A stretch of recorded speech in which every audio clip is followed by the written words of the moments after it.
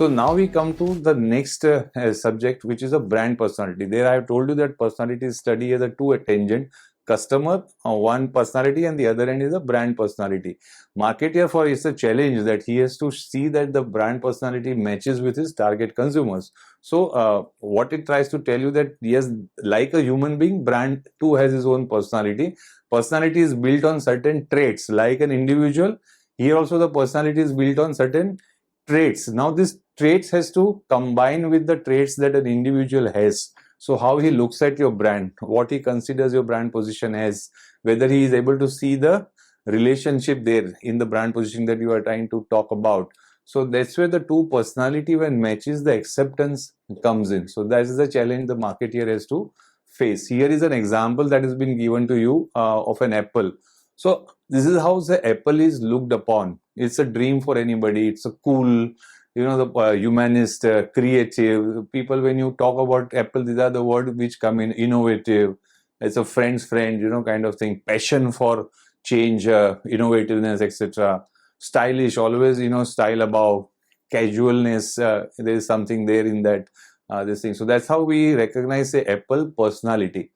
Now, the buyer who buys it either matches most of this in his life, or he got this to convey this. So he's trying to now influence his actual social self-image. So how ideal social self-image, how people want him to look upon.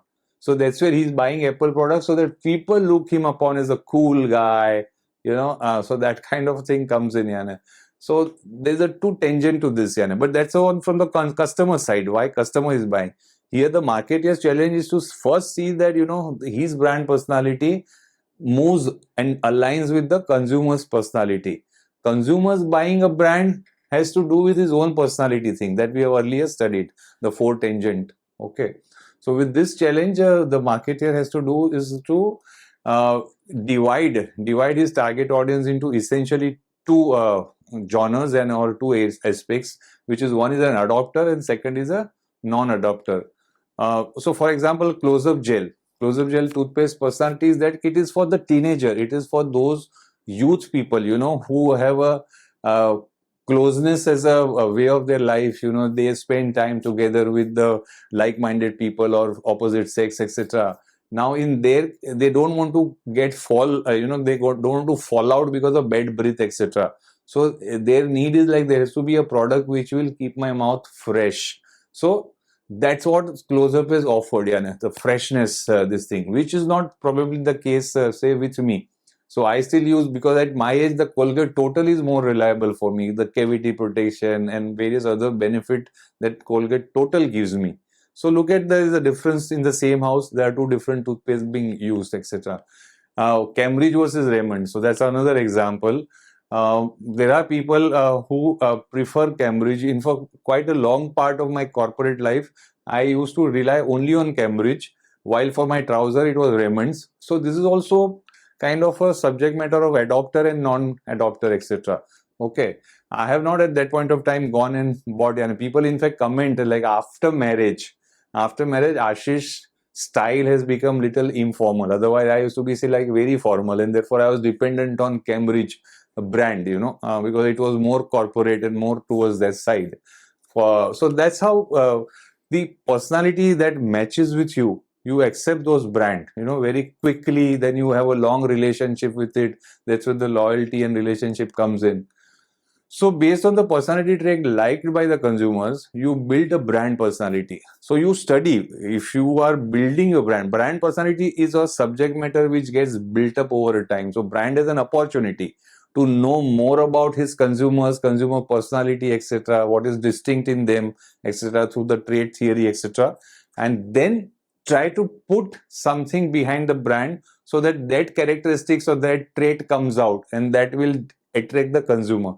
So that's what you see. Like BMW will never do a normal promotion or a sunburn, etc. They will do a classy promotion, like they will sponsor golf tournament, they may sponsor like races, fast track races, etc.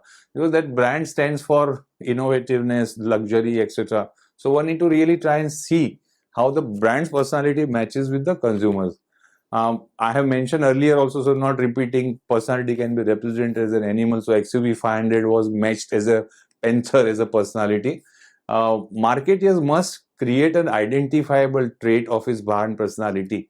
So like for example, Mahindra, if you see, is a ruggedness stands together, forever kind of thing. Even now the new Bolero Neo, they have brought this on the Scorpio SUV chassis, but they still talk about its ruggedness as a powerful force behind. So this is the various aspects that we thought we will understand about brand personality. Brands gets recognized in more than many ways. So brand as a person or a specific characteristics or having a skill, etc., or a capability. Innovativeness is like a capability or a competency of, say, Apple, etc.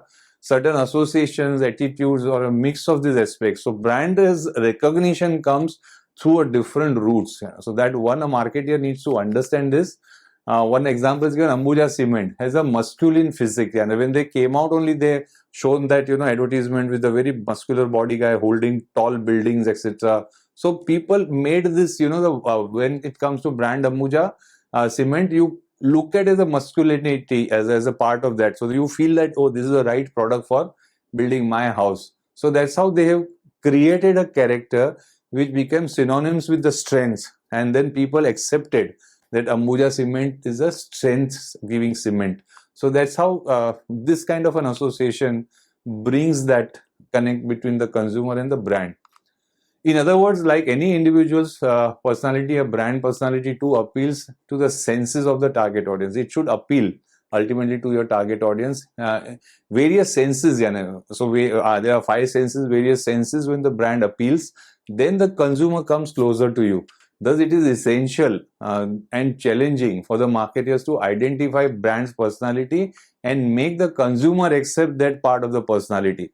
So you communicate in a way that consumer is able to understand that your personality is this, and therefore he will accept various stimuli that you give. And therefore it is essential for the brand personality to be consistent over a period of time. You can't keep changing every day.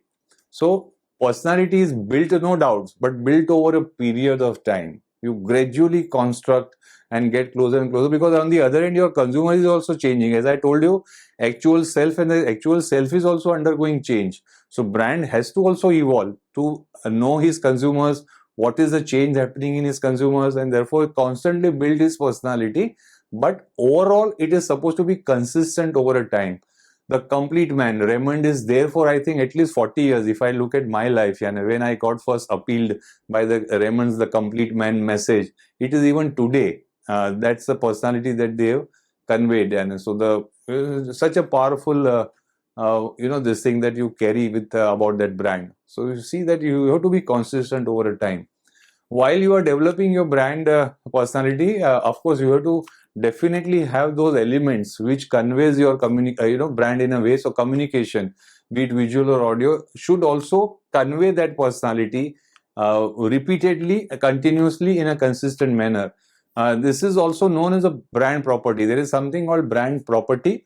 So use of brand property makes your communication consistent, or sound consistent, so to say. So Parle Biscuits, that girl picture is so widespread, even it is there after so many decades out here. Amul Butter's girl picture, Asian Paints Gattu, was there for a number of decades. And now you don't see it, the new age people.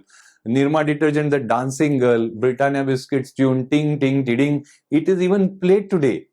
So those are the properties which are so synonyms with the brand personality, that it triggers in you the similar feeling, the sense of acceptance, sense of belief that, oh, this is me, this product stands for me, or this product appeals to my senses, so to say.